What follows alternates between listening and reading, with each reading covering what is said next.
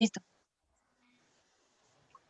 Muy buenas tardes. Una disculpa por la demora en nuestra transmisión del día de hoy. Estamos nada más y nada menos presentando el día de hoy al doctor Jorge Víquer, un distinguidísimo investigador del Instituto de Investigaciones Jurídicas de la UNAM, que nos acompaña el día de hoy para realizar una conferencia magistral que tiene como principal motivación un homenaje póstumo muy merecido a nuestro querido doctor Óscar Correas, fallecido hace unos meses, y que seguramente en la trayectoria académica y sobre todo la trayectoria de vida del doctor Jorge Víquer, por su amistad larga y sobre todo por su connotada y distinguida calidad, no solo en temas de referencia, en donde él es un líder muy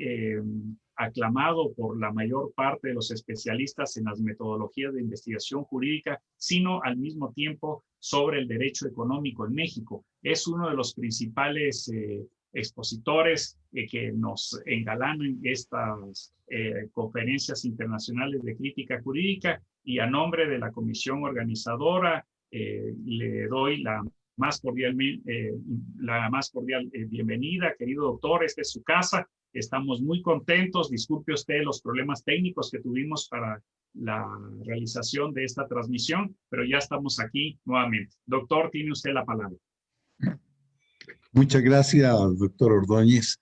Yo en primer lugar quiero agradecer la invitación que se me hace para compartir estas reflexiones anuales de alto nivel que siempre han sido auspiciadas por Crítica Jurídica, revista que el doctor Óscar Correa fundó prácticamente en América Latina, y que nos tocó de cerca seguir las vicisitudes que tuvo la revista, y que el tesón de Óscar lo llevó a mantener ininterrumpidamente y en distintos lugares y países, pero la revista quedó siempre como un símbolo de un pensamiento crítico, de un pensamiento progresista, de una visión alternativa al mundo del derecho, de tal suerte que para mí es realmente un gran honor que todo el grupo de crítica jurídica se haya acordado de mí para participar en este evento que coincide con la partida de Óscar, ¿sí? Y que de tal suerte, con mucho agrado, y agradezco particularmente a la directora de la revista, Maricela Costa, por la invitación en que me encuentro yo hoy día desarrollando con ustedes. Muchas gracias. Y mi tema que elegí para compartir con un foro tan, yo dijera, distinguido y de alto nivel que caracteriza los eventos que anualmente ha hecho la revista Crítica Jurídica, el del Tratado Comercial de Libre Comercio. Más que de libre comercio vamos a hacer una salvedad. Después de 24 años que tuvimos formal y asimétricamente en un mundo llamado de libre comercio, a través del Telecán o NAFTA, pasamos ahora al Tratado Comercial México, Estados Unidos, Canadá. Ni en el nombre tiene el libre comercio, para bien o para mal, ¿sí? México, al suscribir y ratificar, obviamente, este proyecto regional de América del Norte, entre las cosas que aparecen inmediatamente cuando uno analiza los 34 capítulos que tiene este tratado comercial, es de que se renuncia al multilateralismo de la Organización Mundial de Comercio, ¿sí?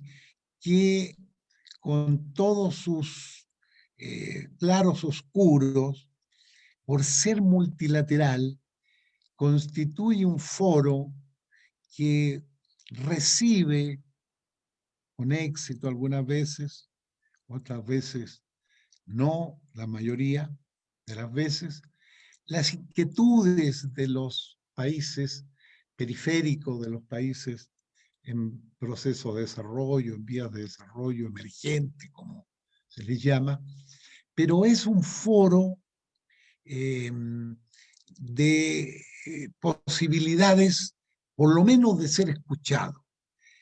Y debo decirles que la Organización Mundial de Comercio, con el ingreso del grupo de los BRICS, cabezados por China, Rusia, ¿no es cierto?, Sudáfrica, Brasil, en aquel tiempo sigue siendo miembro todavía de los llamados BRICS, lograron incorporar temas claves como por ejemplo que la agricultura, que los alimentos no se consideren mercancías, que constituyen elementos que pasan por el concepto de los recursos humanos, el derecho a la alimentación, ¿ya? Y que el hecho que hoy día la Organización Mundial de Comercio está en una crisis evidente, sobre todo con la actual administración de los Estados Unidos, México acepta ahora un bilateralismo en vez del multilateralismo de la OMC. Yo hallo que retrocede en esta perspectiva al incorporarse a un, yo diría, bilateralismo asimétrico, ¿ya?, que cambia la supuesta aspiración de un libre comercio, ¿ya?, por lo que yo denomino en algunos trabajos por ahí como un comercio administrado.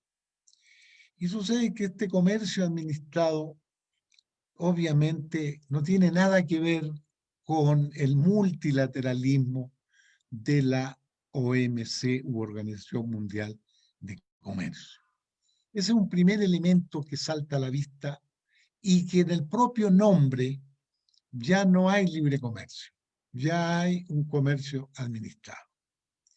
¿Quién administra este nuevo TEMEC? Es un poco la idea que yo quiero transmitir a ustedes, ¿sí?, de plantearles que la administración de este nuevo estilo de intercambio comercial está en manos prácticamente de una de las partes, que es Estados Unidos. Algunos han planteado de que el TEMEC pasa a ser un Telecan Plus en favor de los Estados Unidos. Para empezar, quisiera dar una panorámica de, pudiéramos decir, las fuentes legales que están alrededor del TEMEC. Son 34 capítulos, 13 anexos, 8 cartas de intenciones, y aquí viene la parte que yo llamo administrativa de este comercio, ¿sí? La ley de implementación HR 5349, promulgada por el Congreso estadounidense. Luego vamos a ver por qué esta afirmación. Y luego también la sección 232 de la Ley de Expansión Comercial de 1962, también de los Estados Unidos, en que se autoriza al Ejecutivo a imponer aranceles unilaterales cuando se considera que determinadas importaciones, o sea, productos que Canadá o México exportan al mercado estadounidense, ¿sí?, sienten que esas importaciones amenazan la seguridad nacional de Estados Unidos. Eso demuestra, ¿sí?, que el concepto que manejamos de comercio administrado es porque se administra, yo dijera, desde un solo país, no obstante que el TEMEC lo integran 3 países. No voy a plantear una descripción, pero que vale la pena, fíjense ustedes, así como el Tratado Transpacífico, el llamado TPP, vale la pena mirarlo desde el ojo crítico que debe hacerse siempre en los trabajos académicos. Este TEMEC también vale la pena revisar con ese ojo crítico los 34 capítulos. Obviamente uno se va a interesar por aquellos temas en donde tiene, por razones académicas, por razones profesionales, por razones de negocio, por razones de comercio exterior, etcétera, enfatizar en alguno de esos temas, porque es muy variado. Es una miscelánea de temas que, si se analizan en profundidad, son temas que apuntan a entrabar, diría yo, obstaculizar un plan de desarrollo autónomo, independiente, en donde se ponen los intereses generales, los intereses públicos en el primer plano. Lamentablemente, como vamos a ver enseguida, está inclinado a atar las manos, diría yo, a los gobiernos, a los estados, para favorecer un intercambio, desde mi punto de vista, muy asimétrico. Y yo dijera que si el NAFTA tenía, obviamente, el sesgo de inclinarse por determinados intereses, obviamente de carácter privado, por qué no decirlo transnacional, el TEMEC refuerza esa línea, como les voy a explicar muy brevemente en estas reflexiones. He hecho yo una selección de algunos capítulos que puedan ser de interés por los efectos y connotaciones que tienen para lo que pudiéramos llamar el desarrollo económico, ¿no es cierto?, en este caso en concreto de México, ¿sí? Entonces, he seleccionado algunos de estos capítulos para describir brevemente y comentarlos con ustedes. Miren, tenemos el capítulo 3, que tiene que ver con la agricultura. Este es un tema tradicionalmente, yo dijera, complejo para las tendencias del libre comercio y de la globalización, porque la pugna está en si los alimentos se pueden comparar, asimilar, ¿no es cierto?, a las manufacturas, ¿sí? Si el maíz y los granos pueden ser tratados lo mismo que componentes automotrices o un refrigerador. Ese es el problema central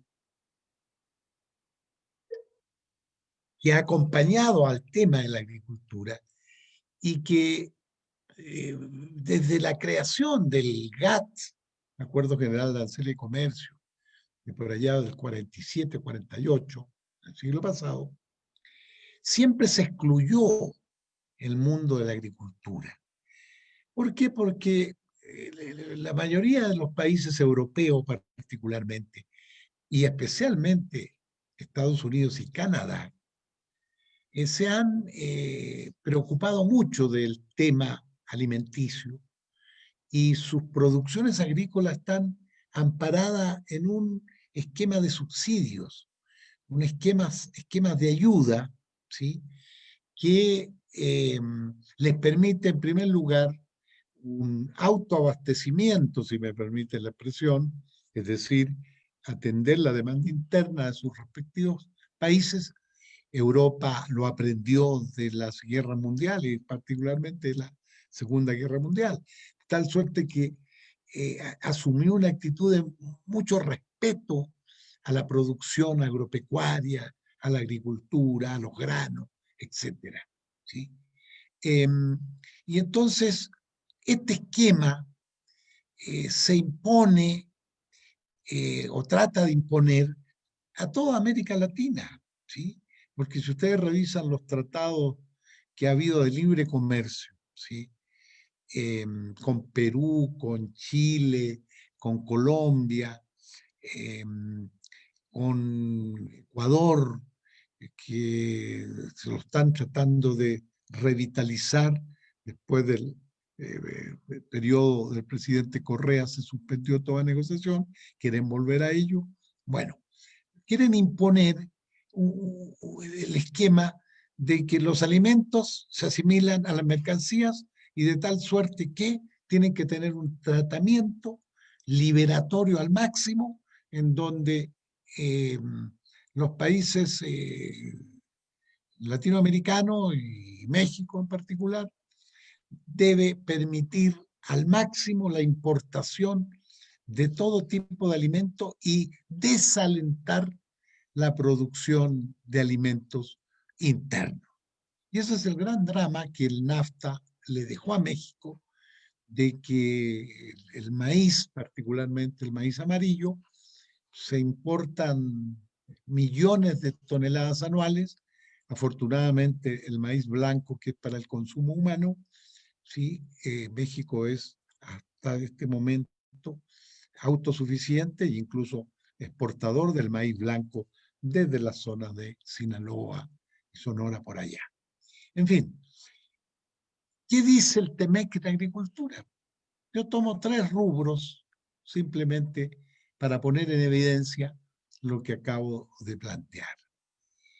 Fíjense ustedes que se privilegia la agroindustria o el agronegocio, si me permiten ustedes. ¿Ya? Se privilegia la biotecnología, que es una forma elegante de simular que se estimulan la producción de transgénicos, o sea, consumo de semillas transgénicas. ¿Sí? Se fomenta, ¿no es cierto?, el uso de los agroquímicos, ¿ya? Y en los cuales se hace la siguiente, dijera, situación o regulación, entre comillas, ¿ya? En que todo esto México no debe poner barreras, pero lo más original es que se dice formalmente que se prohíbe la producción de transgénicos, pero se abre de tal manera la importación de los transgénicos, y entonces vean ustedes cómo ahí hay un lenguaje dual, en donde se prohíbe, entre comillas, la producción interna de los transgénicos, pero se permite y estimula la importación de transgénicos, como son los granos que estamos hoy día importando, y que muchas veces cuando ese maíz amarillo que es para los animales, ¿no es cierto?, nosotros entramos a los transgénicos a consumirlos a través del ganado, de las aves y de otro tipo de productos alimenticios. En segundo lugar, ya les decía, la producción en Canadá y en Estados Unidos agrícola es subsidiada. Y fíjense ustedes que en pleno TEMEC ya funcionando, en abril 19.000 millones de dólares se le otorgó a los productores agrícolas americanos, ¿sí? Y luego, en el mes de abril fue eso.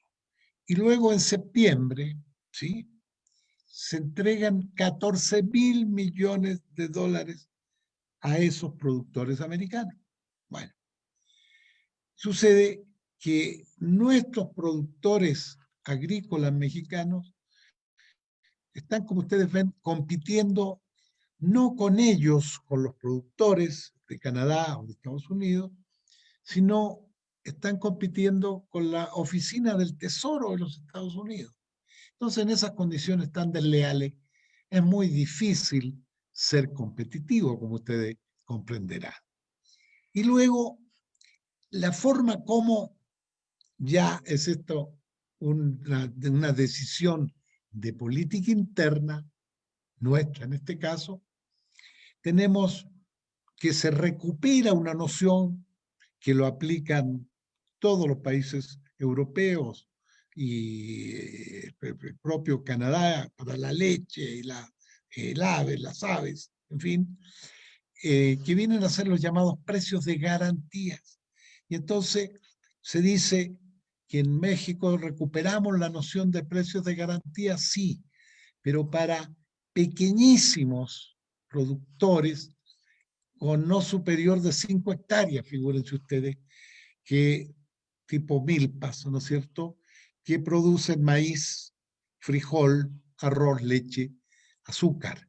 O sea, a ellos se les asegura lo que hacen en nuestros socios comerciales, pero con los productores grandes y los exportadores, ¿sí?, asegurarles precios de garantía independientemente del mercado. Eso es lo más paradojal, por eso es que la expresión libre comercio en periodo de la globalización, que ya venía de regreso con la pandemia en el sentido de que su modelo es un modelo absolutamente desfavorable para los sectores vulnerables de todos los países, ¿sí?, y globalmente para los llamados países emergentes. Y fíjense ustedes que en esa línea agrícola del capítulo 3 del TEMEC, ya los productores primarios mexicanos han expresado así en términos, digamos, coloquiales. Dicen, ese capítulo parece que fue negociado por Walmart, Monsanto, Bayer. Ustedes pueden imaginar lo que se vuelve detrás de esa afirmación, porque es apoyo total a las importaciones, ¿sí?, de productos ya elaborados, ¿sí?, y a los granos, obviamente, y no hay una palabra fuera de esto que acabo de mencionar para los pequeñísimos productores mexicanos, el apoyo a los precios de garantía. Entonces, vemos ese capítulo que viene a ser un capítulo, yo diría, desfavorable, asimétrico, y por qué no llamarlo, como dice la propia Organización Mundial de Comercio, propicia un comercio injusto, porque el terreno no es parejo cuando un país tiene todo el derecho a subsidiar y imponerles, ¿no es cierto?, la idea de comprar todos esos productos porque los productores son ineficientes según el esquema de explicación tradicional. Un capítulo 15 que viene a ser simplemente la ratificación. Este capítulo 15 tiene que ver con el comercio transfronterizo de servicios. Y aquí hay un caso paradigmático del NAFTA y de lo asimétrico. Porque fíjense ustedes que se da la paradoja siguiente, que los camiones, los transportistas mexicanos, no pueden ya trasladar la mercancía.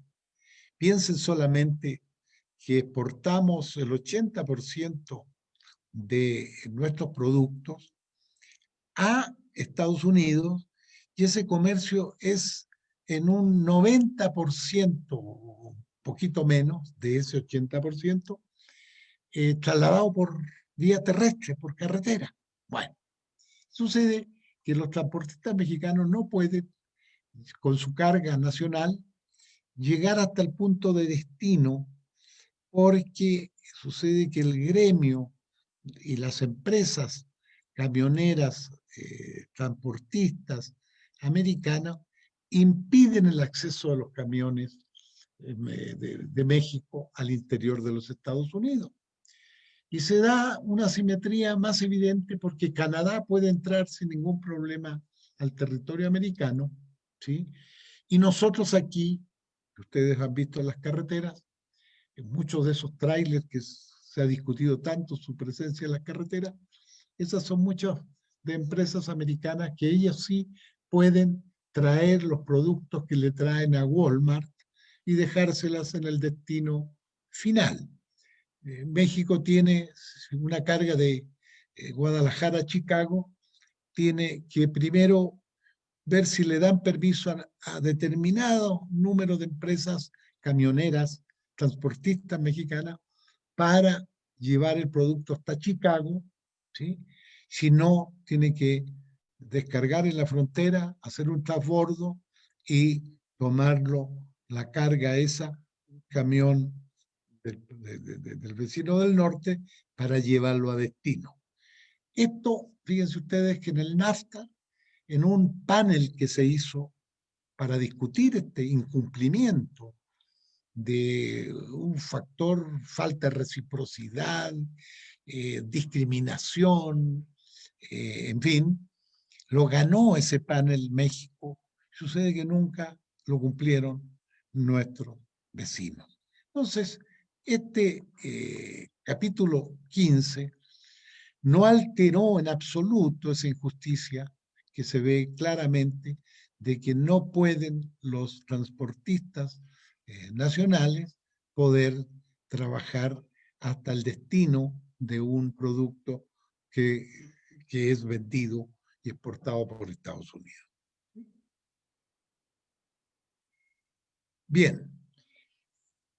Luego tenemos dos capítulos que yo dijera que son los que más connotaciones, yo dijera, sociales, culturales, pueden y tienen para nuestro país.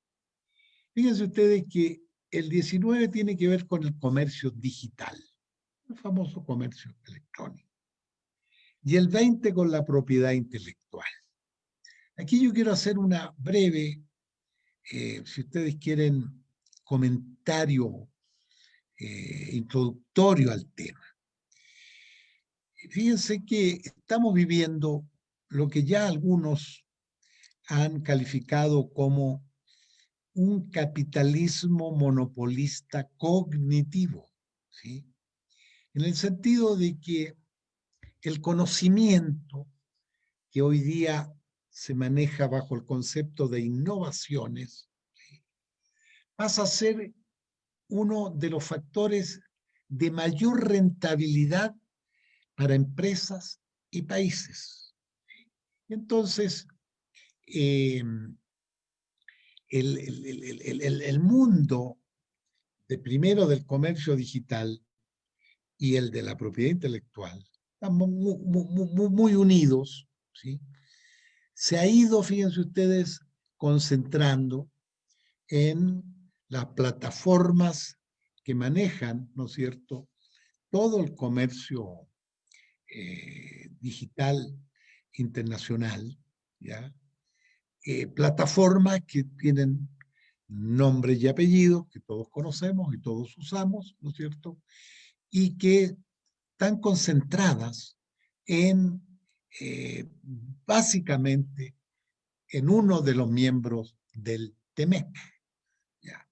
Entonces, a través de esta vía y del artículo 19 del TEMEC, ¿sí?, se logró estructurar una figura que llaman producto digital, ¿sí? Esta figura del producto digital es una figura que concentra en ella todo lo que son, mezcla bajo este concepto servicios y mercancías. Y entonces, una de las cosas, fíjense ustedes, que a nivel mundial se ha discutido muchísimo en la Organización Mundial de Comercio, porque la Unión Europea y la OMC tienen el criterio de que los servicios, y ojo, servicios culturales, ¿ya? Pero el resto de los servicios, que tradicionalmente ya no tanto con la globalización de corte, ¿no es cierto?, liberal, neoliberal, que ya afortunadamente parece que viene en retirada, ¿sí? Han manejado el concepto de que los servicios no pueden tener la misma tratamiento, la misma naturaleza que las mercancías. Europa los separa tajantemente porque defiende incluso sus propios servicios públicos que todavía mantiene en manos del Estado, ¿sí? Y los separa totalmente del régimen, digamos, de libre intercambio, de libre comercio, propio de las mercancías, que hay que abatir los aranceles, eliminar restricciones no arancelarias, en fin, ¿ya? Pero sucede que, así como conversábamos entre el alimento, la agricultura y la mercancía, aquí también está la discusión, pero que ya el TEMEC, y lo más original, que México adhiere unilateralmente a un esquema que se había defendido en la Organización Mundial de Comercio. Incluso la organización, la OMC, tiene un acuerdo especial para la transferencia o la comercialización de los servicios, en donde maneja todo un esquema de gradualidad, por una parte, y de exclusión de los servicios culturales. Ese esquema de la OMC es opuesto terminantemente a esta noción de producto digital, ¿sí? En donde, en ese sentido, con este capítulo 19, México rompe de hecho y de derecho con la Organización Mundial de Comercio, porque siempre habíamos estado en la línea de que los servicios, ¿sí?, tienen un tratamiento distinto a las mercancías. El TEMEC, fíjense ustedes, tiene el discutible mérito y precedente, ¿ya?, de permitir, ¿sí?, esta noción de comercio digital, ¿ya? Entonces, bajo esta noción, toda nuestra riqueza cultural nativa, pueblos originarios, diseños, colores, textiles, ¿ya?, saberes, alimentos, herbolaria, todo el mundo de la cultura nativa, ¿sí?, bajo el concepto de producto digital, ¿sí?, es absorbido, y entonces ya no hay, y aquí esto se complementa, este capítulo 19, con el capítulo 32, en donde ese capítulo 32 es tan aleccionador, porque cuando las discusiones sobre los servicios culturales, ¿ya?, que alguien quisiera, ¿ya?, exigir un trato especial para nuestras artesanías, ese asunto iría a resolución de controversia del capítulo 32. Y sucede lo más original, por eso que es interesante leer entre líneas todo lo que hay ahí, ¿ya? Saben ustedes que el único país que se excepcionó a la noción de producto digital y puso a salvo sus culturas regionales fue Canadá. Tal suerte que ese es un tema que pudiera ser de utilidad para ver cómo, desde ese punto de vista, el TEMEC no solo desde el punto de vista de la agricultura nos impone comprar, sino que también desde el punto de vista de nuestros servicios culturales, bueno, de todo el mundo nuestro originario, entra también al mundo del libre comercio, de tal suerte que restricciones, y fíjense ustedes que hay datos muy interesantes que lo vemos enseguida. En el capítulo 20 tiene que ver con propiedad intelectual, parece que está aquí, sí. ¿Ya? Yo los uní porque era muy técnico separarlos para explicar cada una de los elementos. Estoy haciendo un resumen muy apretado. Pero fíjense ustedes que en lo que es la propiedad intelectual propiamente tal, ¿sí? ¿Tiene la lámina propia, parece? Porque lo que quiero destacar, ¿sí? Lo que quiero destacar que en este capítulo 20 se extiende la protección, bueno, eso ya tradicional, marcas. Este dato quiero verlo, analizarlo brevemente. Incorpora la noción de indicaciones geográficas. Nosotros tenemos como país una gran variedad de lo que se llamaba antes, ¿no es cierto?, denominación de origen. Y la denominación de origen implica cumplir una serie de requisitos. Por eso que desde ese punto, desde el punto de vista del reconocimiento, es interesante este capítulo 20 de la propiedad intelectual porque legitima las indicaciones geográficas. Bueno, las indicaciones geográficas son, por ejemplo, guitarras de Paracho, ¿no es cierto?, el pulque de Hidalgo, los diseños o textiles de alguna otra región, las manzanas de Zacatlán, de Puebla, en fin. Todas estas son indicaciones geográficas y uno aparentemente se alegra de que al fin se consideró este dato de la indicación geográfica. Pero si nosotros esto lo vamos vinculando a lo dicho anteriormente, es un, perdónenme con todo respeto, aparece como una buena intención, pero que lamentablemente no va a tener grandes efectos por haber asimilado todo este mundo a la mercancía. Ese es el gran problema. Ahora, este capítulo 20 tiene que ver también, ustedes saben, con unas pseudas limitaciones para las plataformas en el campo del Internet, en el sentido de que se dice que esto un poco conspira contra la libertad de expresión. Son temas complejos que tienen distintas miradas, distintos matices, pero sí que quedó allí estampado, ¿ya? Y rápidamente en la nueva ley de propiedad intelectual mexicana se asimiló lo que dijo el TEMEC en el capítulo 20, en el sentido de que si alguien se siente vulnerado en un derecho de autor de algo que se está difundiendo en una plataforma, basta con la reclamación, ¿sí?, sin mayores probanzas, para que la plataforma se vea obligado, ¿no es cierto?, a bajar esa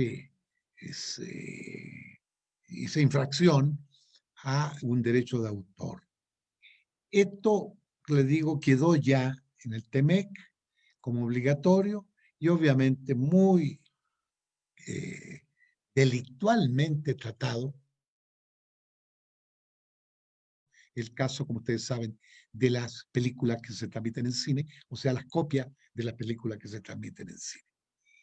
Estos son temas, yo dijera, de una trascendencia que lamentablemente excede el mundo jurídico exclusivamente. Por eso que yo he querido traerlos a el foro de crítica jurídica, porque hay que entrarle al tema actual.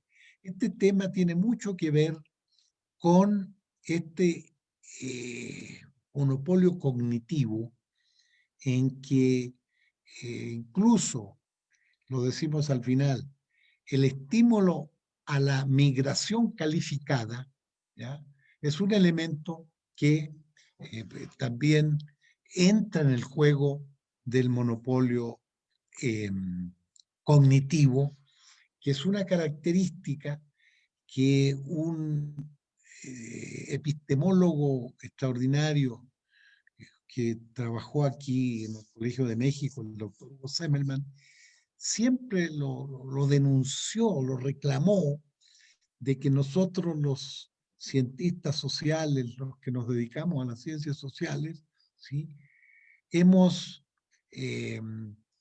trasplantado categorías hechas fuera de nuestras realidades y las hemos traído para el análisis de las sociedades nuestras, categorías que calificadas obviamente de muy científicas, ¿ya?, pero que no responden a nuestras complejidades, complejidades etnográficas, complejidades de dependencia cultural, complejidades de culturas autónomas que coexisten con lo urbano, si me permite la expresión. En fin, todo un mundo distinto, decía el doctor Semmelman, pero que las ciencias sociales como que nos hemos dedicado a repetir, pero no a crear. Y lo que decía el doctor Semmelman, a crear incluso instrumentos y conceptos para nuestra realidad latinoamericana. Bueno, otro capítulo, el 23. Este es realmente un capítulo también con ambigüedades, diría yo.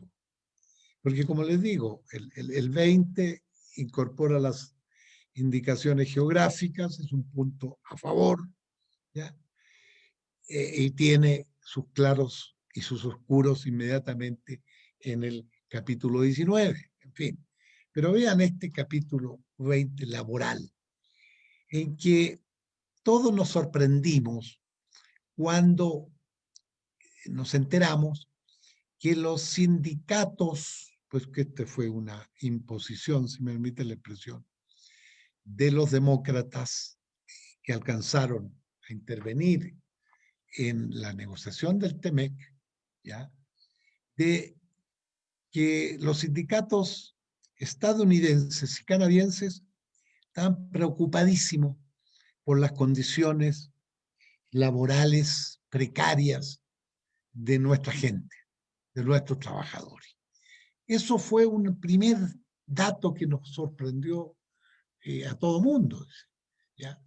Y que afortunadamente, primero los propios empresarios nuestros y luego el gobierno lo asumió y lo puso en este capítulo 23. Pero vean ustedes la forma de operar de esto. En primer lugar, se planteó que México tenía que respetar los convenios de la OIT en materia sindical y en materia de negociación colectiva, ¿sí? Entonces, cedimos a esto. Obviamente que si se analiza después con calma todo el capítulo 23, nos damos cuenta que es discriminatorio, porque si bien en la industria automotriz, que tiene un capítulo también aparte, ¿ya?, se exige un sueldo mínimo de $16 la hora para determinados productos o componentes, según plazos, etcétera, etcétera. la vigilancia de la legislación laboral, ya, inspirada en la OIT, según Temec. Esa vigilancia no la hace México. Se establece en este capítulo 23 un comité institucional, ¿ya?, que lo elige el Congreso de los Estados Unidos. Este comité institucional laboral está destinado a hacer una evaluación de cómo México está aplicando la legislación laboral a que se comprometió y cómo funcionan los tribunales laborales. Entonces,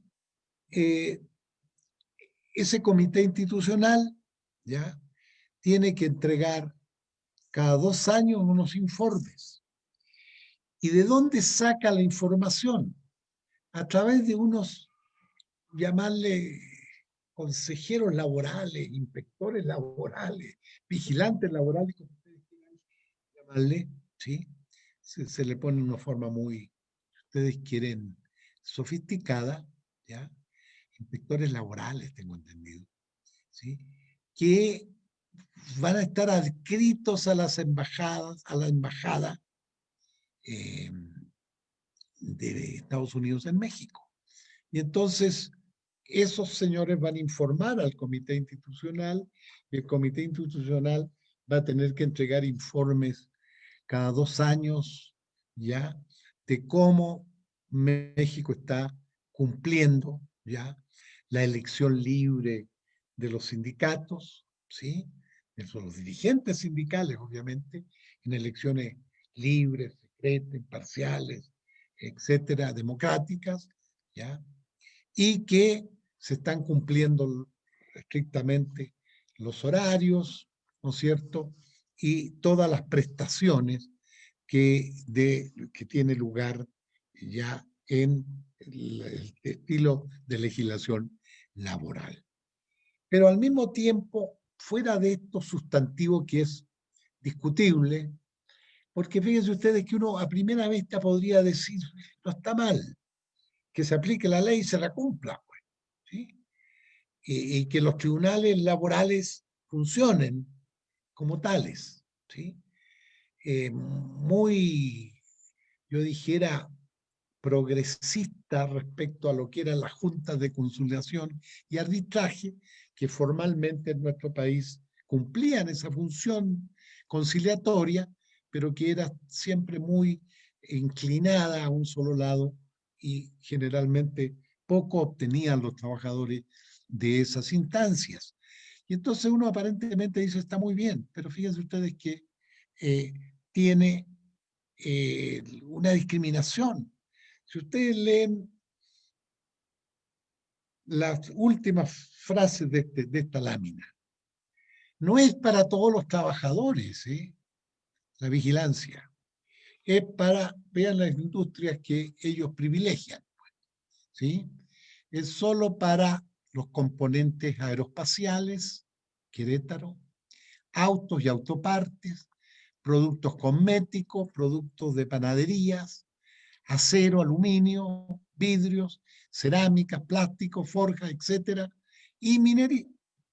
Es decir, se vigila para que no haya una mano de obra barata que le dé competencia artificial, obviamente, le llaman competitiva, ¿ya?, a los productos que compiten con Canadá y con Estados Unidos.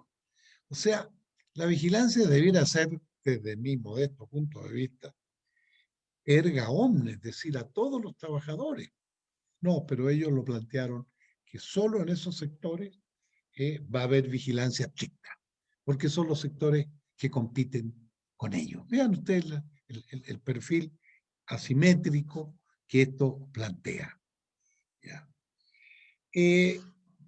ya cerrando un poco, hay 3 capítulos, el 24, el 27 y el 28, referidos al campo de los derechos humanos. Esto es bien interesante porque, bueno, punto uno, ustedes saben, nosotros de junio del 2011 incorporamos al artículo primero de la Constitución, ¿sí?, una protección, promoción y respeto a los derechos humanos. Todas las autoridades, incluyendo las que participan en las tareas de comercio exterior y aduana, por ejemplo.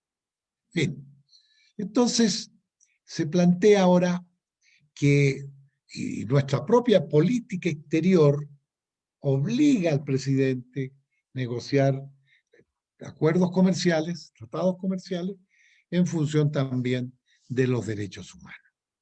Y entonces, aquí aparece como derecho humano, además del laboral, que ustedes vieron en forma bastante sui generis, pero ahí está la protección, ¿sí? Luego está el derecho ambiental, el derecho a un ambiente sano, a un ambiente saludable, ¿sí? Lamentablemente, en esto, fíjense ustedes que se obliga a aplicar la ley interna, ¿sí?, pero el TEMEC no tiene grandes sanciones, salvo cuando se hace una reclamación que va a tener que irse al capítulo 32 que ya mencioné, ¿sí? Pero queda mucho a la autoridad interna, cuestión que sabemos que la autoridad interna no es muy, yo dijera, rígida en el cumplimiento de la legislación ambiental. Ahí está el tema de la minería, en donde los impactos socioambientales, ¿no es cierto?, están a la orden del día, y obviamente por tratarse de inversionistas canadienses, obviamente que no hay una aplicación muy estricta de esa legislación en nuestro país. Pero también está, fíjense ustedes, considerado como derechos humanos, ¿no es cierto?, la transparencia, el acceso a la información, la observación de buenas prácticas y una lucha anticorrupción. Hay un capítulo aquí, el 27, tengo entendido, que postula, digamos, acciones contra el soborno, el fraude tan lamentablemente extendido en las negociaciones y en lo que son el manejo de las licitaciones con capital extranjero, en las compras millonarias que se hacen de productos, especialmente yo estoy pensando en granos, en laboratorios para los productos farmacéuticos. Las compras gubernamentales constituyen, ¿ya?, una demanda, una cantidad, un volumen de dinero, ¿sí?, que está allí metido en el libre comercio o en el comercio internacional, ¿ya?, y que obviamente da amplio motivo a situaciones fundamentalmente de soborno, como los que hemos observado, sobre todo a partir de la nueva administración en nuestro país, ¿sí? Esto está referido a los derechos humanos. Fíjense ustedes que aquí hay dos antecedentes para estos capítulos.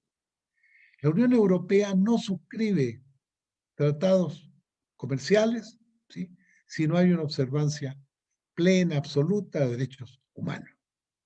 Con nuestro propio país mantuvo por largo tiempo unas negociaciones que ya han prosperado últimamente, ¿sí?, porque se ha visto que hay interés real por los derechos humanos, por lo menos en la presente administración, ¿sí?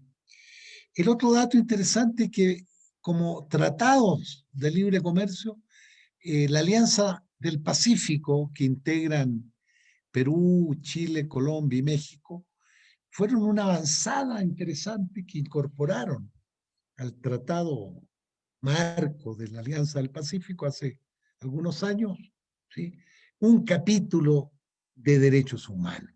Eso es altamente estimulante porque en ese sentido seguimos poco la línea ya de la Unión Europea.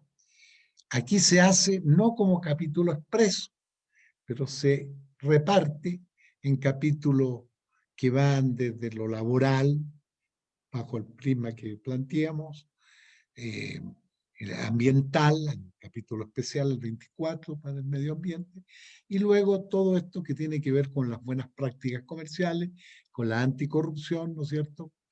Y con la transparencia y acceso a la información.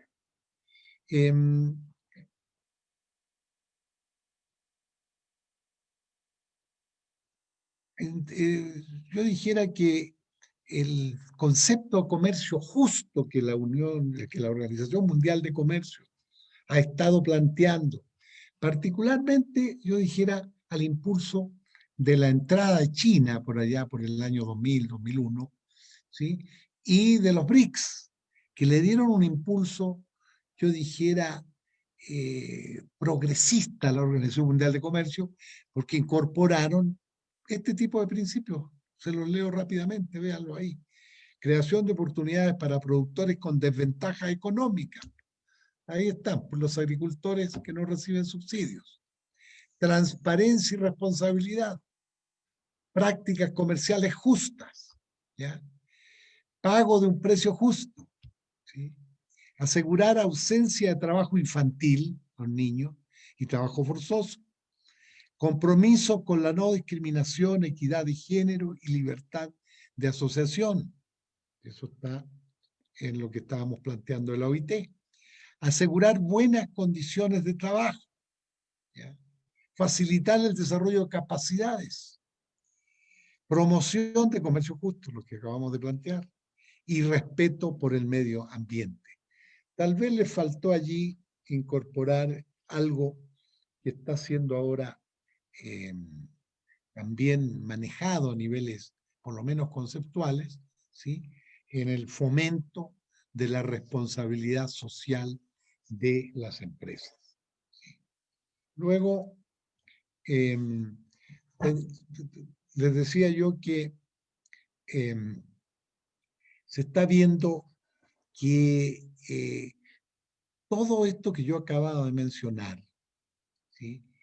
Por una parte estimula lo que es poder arropar a México en lo que se llama un esquema regional de América del Norte, no cabe la menor duda, porque hay un artículo, el 34, tengo entendido, no miento, el 32 también, que plantea que ningún país miembro del TEMEC puede llegar a establecer tratos comerciales con países que tengan economías de no mercado. Es una forma elegante, ¿no es cierto?, de pensar en China. Porque la gran pugna mundial que hay hoy día a nivel global entre China y Estados Unidos, ¿sí? En donde el papel de la Unión Europea y Rusia tienen sus propias contradicciones en ese plano, ¿sí? Es que Estados Unidos ya entregó la manufactura a China. China es la gran fábrica mundial de manufacturas. Y eso ya no compite nadie, se atreve a competir con China en ese campo. Entonces, de ventaja le queda a Estados Unidos dos sectores que es donde pone el acento. En los servicios, especialmente los servicios en telecomunicaciones y todo lo que es el mundo de la futura 4G y 5G, que ya en materia de inteligencia artificial dominan los chinos, ¿sí?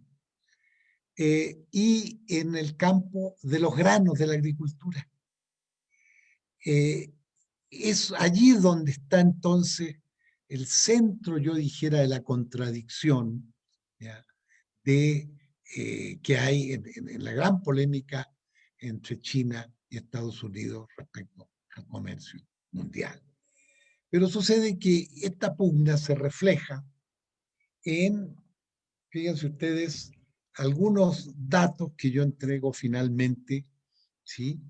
Para la reflexión de gente tan pensante como lo es el mundo de crítica jurídica que creó nuestro gran amigo y jurista Oscar Correa, ¿sí? Miren, ya les dije, esta gran conquista que han hecho de unir servicios con mercancías en la noción de productos digitales. Esta es una gran conquista, diría yo, del mundo de América del Norte. ¿Sí?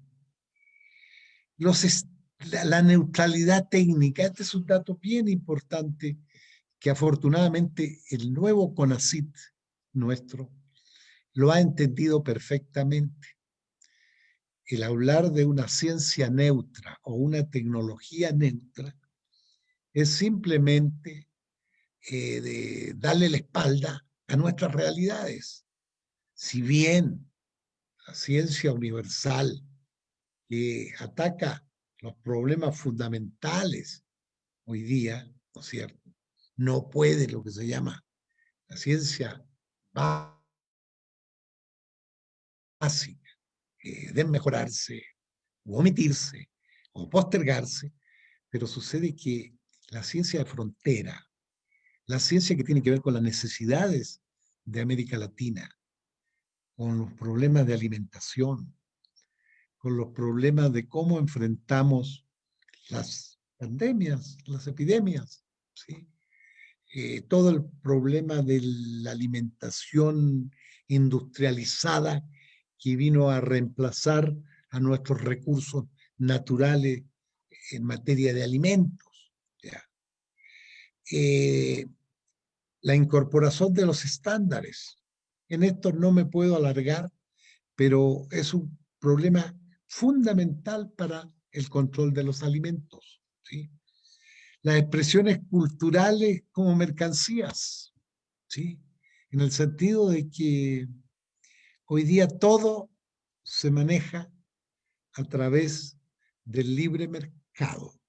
Entonces, los mosaicos, los textiles, los diseños de nuestra gente que son copiados totalmente para llevarse a grandes, ¿no es cierto?, centros de moda mundial, cuyos colores y diseños son sacados de nuestra gente, ¿sí?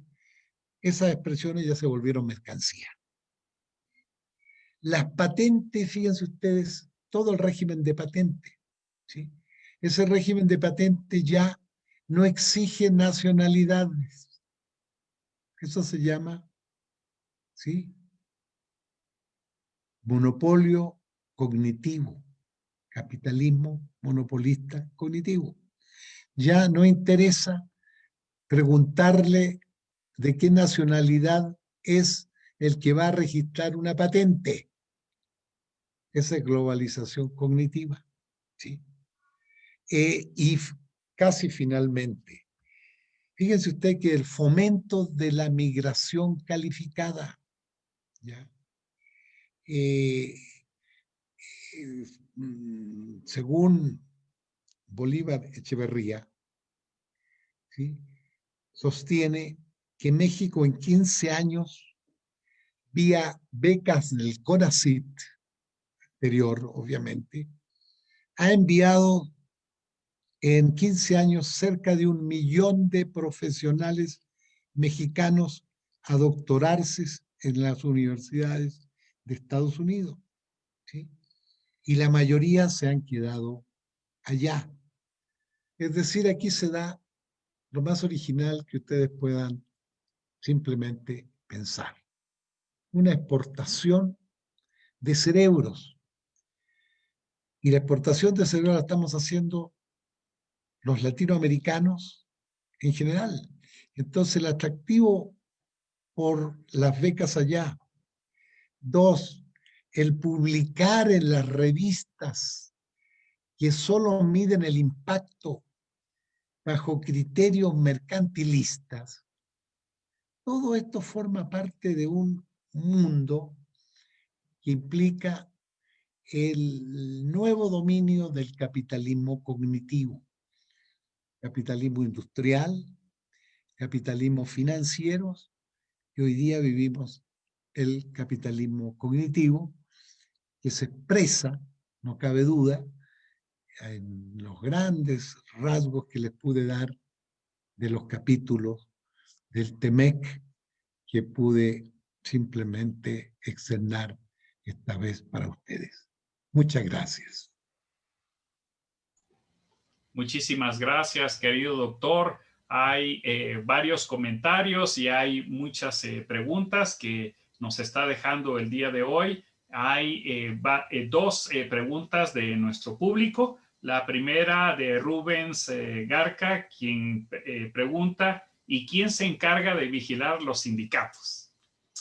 Y otra pregunta de Carlos Hassan, ¿en qué instancias se llevarán las querellas jurídicas de México, ya que bajo los puntos que usted nos expuso, el tratado comercial no es simétrico, sino asimétrico en contra del comercio de México? Y si puede profundizar sobre las situaciones de la producción del maíz en México y cómo se ve el futuro para los productores. Ahí están las preguntas, ahí están las inquietudes de algunas personas de nuestro público y seguramente que van a salir algunas otras preguntas más. Me parece que la exposición ha sido muy amplia, pero al mismo tiempo muy esclarecedora, porque nos ha demostrado a través de cada uno de los capítulos cuáles son las relaciones comerciales que va a inaugurar México en este nuevo planteo, en esta nueva interrelación con Estados Unidos y Canadá, y particularmente también algo que usted explicaba al último, que tiene que ver con cómo estos bloques comerciales se van a ir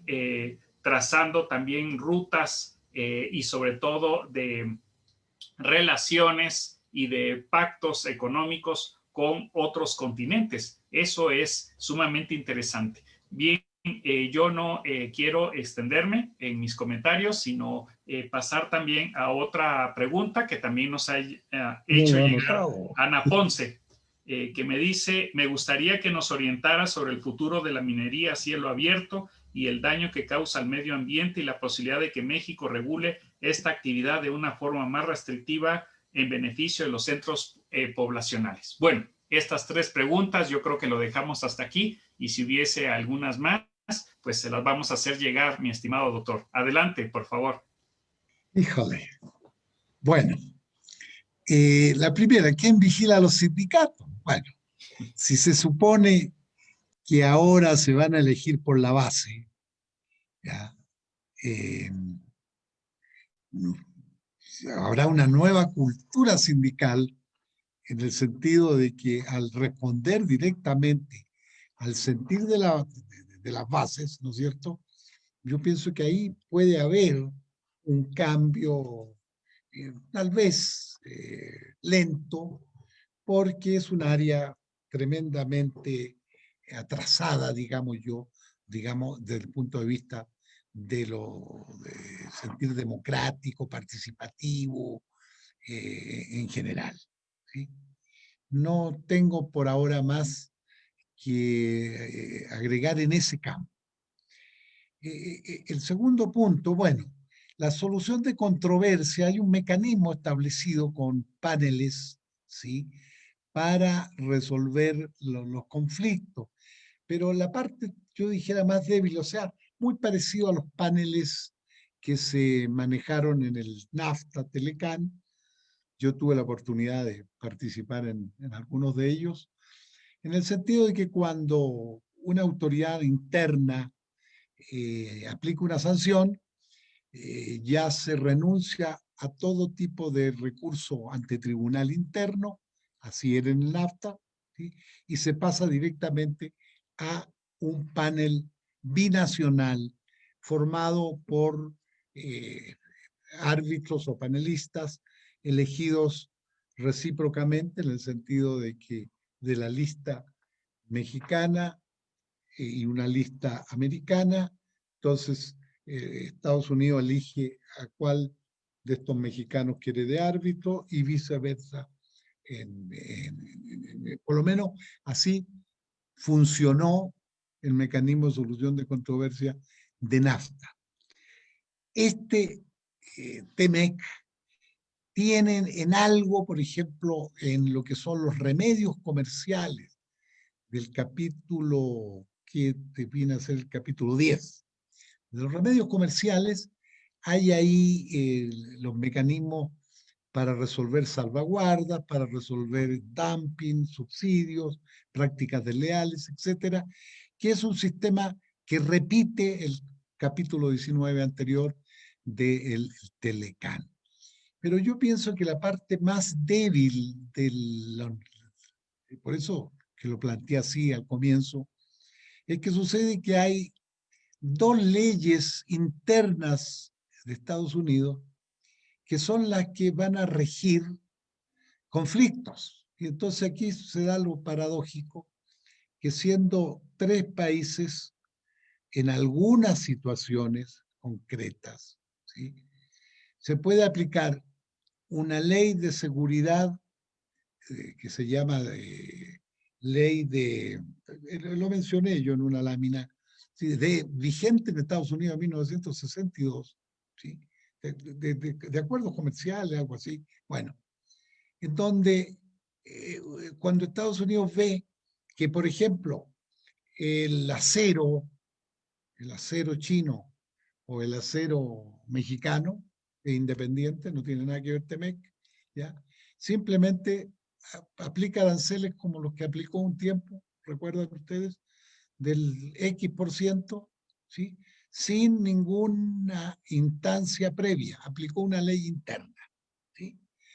Y para la parte de los inspectores de trabajo, porque esos inspectores laborales se llaman, ¿sí?, ahí aplica la ley de implementación de Estados Unidos, que es la forma como el TEMEC es asimilado, es hecho vigente adentro bajo el sistema que para que te tenga vigencia el TEMEC en el territorio americano, necesita una ley de implementación. Esa ley de implementación muchas veces, sí, a lo que el tratado plantea, lo pone en letra chica, que muchas veces uno es el primero en sorprenderse porque cree que se está aplicando el capítulo directo al territorio americano y no, hay un filtro. Y ese filtro es la ley de implementación. Eso es la parte, yo dijera, más complicada que le veo yo al tratado, porque incluso en materia de inversiones, ¿sí?, en donde allí también hay problemas de ese tipo. Y son el pan de cada día del comercio internacional, todo este tipo de conflictos por los intereses que están obviamente detrás de esto. No sé si pude contestar esa, pero ahora me pregunta la tercera persona, me dice, ¿qué pasa con la minería a cielo abierto? En fin. Miren, ese tema, ya vieron ustedes que hay un vigilante laboral y puede haber también un panel de respuesta rápida que me faltó un poco explicárselo, pero que está metida allí la minería. Sin embargo, la minería mexicana es muy especial. Es el único país de América Latina y tal vez del mundo que no cobra impuestos, ¿sí? Todas las legislaciones de Colombia, Perú, Chile, de Australia, Nueva Zelanda, de Canadá, etcétera, cobran el impuesto en lo que se llama en boca de mina, donde los, ¿no es cierto?, lo que se está sacando de la mina, si me permite la expresión, se pesa y ahí se calcula el impuesto. México tiene un sistema muy sui generis, su propia ley minera que lo maneja, por atraer inversiones, que eso es lo que ha pasado. Ustedes saben que se da la gran, yo dijera, competencia de quién ofrece más al inversionista extranjero para, a cambio del ambiente, que se vengan sin problema. Y eso México lo ha pagado muy fuerte en el campo de la minería. Y ahí está prohibido a nivel de la mayoría de la legislación, empezando por la de Canadá, en cuanto a la explotación de cielo abierto, de la explotación del oro, porque usan el cianuro, como ustedes saben, para su procesamiento, ¿ya? No debiera autorizarse las que ya autorizaron a cielo abierto, por todo lo que implica la tremenda contaminación. Pero lo que más se ha logrado, yo tenía mucha esperanza en la presente administración, pero las cosas se complicaron por lo que se ve y ya la minería se ha dejado igual y hay una ley minera muy. Les pongo un solo ejemplo. El artículo 6 de la ley minera vigente señala que la industria minera es de interés público, pero sucede que se explota privadamente. ¿Dónde está el interés público? Ni siquiera en el ambiente, ni siquiera en el manejo de las aguas, ni siquiera en la parte de infracciones y delitos. Ahí está el río Sonora, ¿no es cierto?, en donde ha muerto gente envenenada por los tóxicos que cayeron a un río y no hubo ni siquiera indemnizaciones, ¿ya? Eh, entonces, el problema minero mexicano, yo dijera que es una gran factura pendiente, por una parte, y lo más grave es lo siguiente, que se ha logrado descubrir 3 grandes minerales de litio, ¿no es cierto?, en Sonora, en San Luis Potosí y en Chiapas. Sucede que va a seguir la misma suerte del oro, de la plata, del zinc, ¿no es cierto?, y del cobre.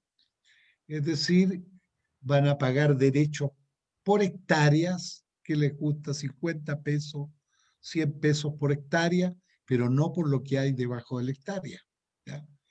Y segundo, la falta absoluta de consenso, no puede haber a lo mejor, pero de respeto por las comunidades, los ejidos, ¿ya? Y propietarios privados de tierras en que se entregan las concesiones desde la ciudad sin ni siquiera informar a los pobladores que bajo sus pies va a comenzar una explotación. Hay sistemas, fíjense ustedes, distintos en varios países.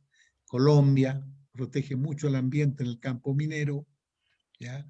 En Chile la concesión minera la da un juez, y entonces cuando se solicita, se publicita, se da a conocer, se está pidiendo una concesión minera para esta región y se da a conocer a la región para que los que tengan algún interés o derecho al respecto expresen su punto de vista o sus derechos, sus condiciones en último término, ¿no es cierto?, para poner en equilibrio mínimamente al inversionista que viene, que gana una concesión, pero que tiene que comprometerse a priori. Incluso tengo entendido que en Colombia se exige una póliza de seguro para cuando se termina la explotación minera, porque esa es otra cosa.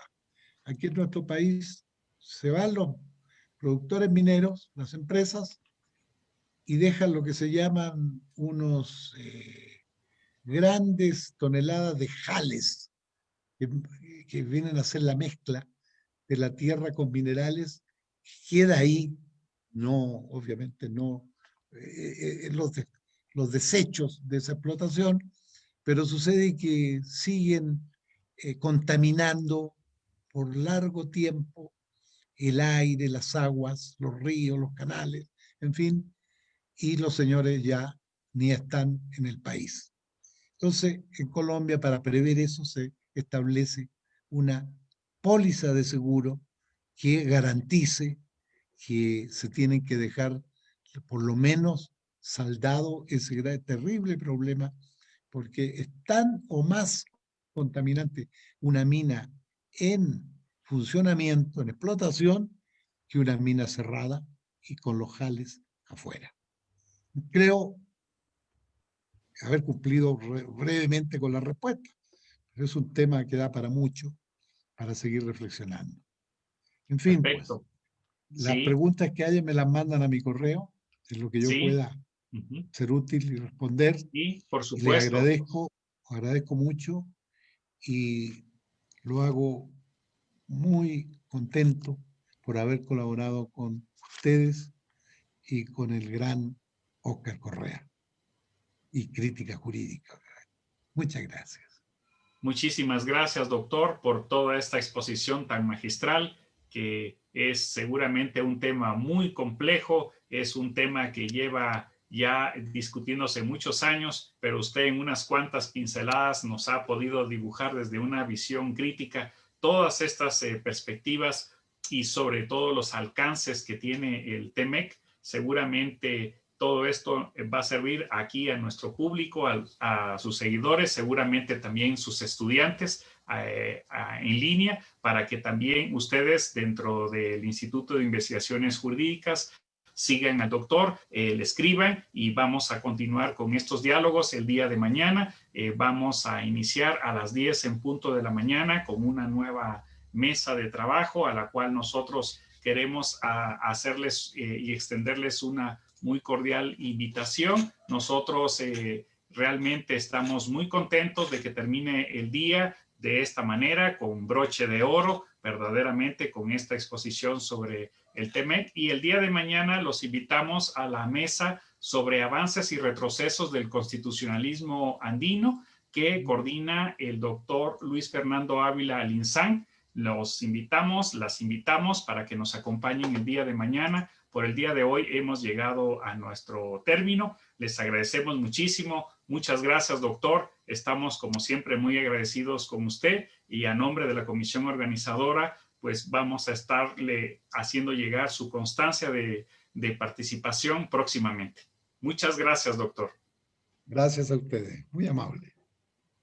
Hasta luego. Gracias. Por hoy hemos terminado. Bien.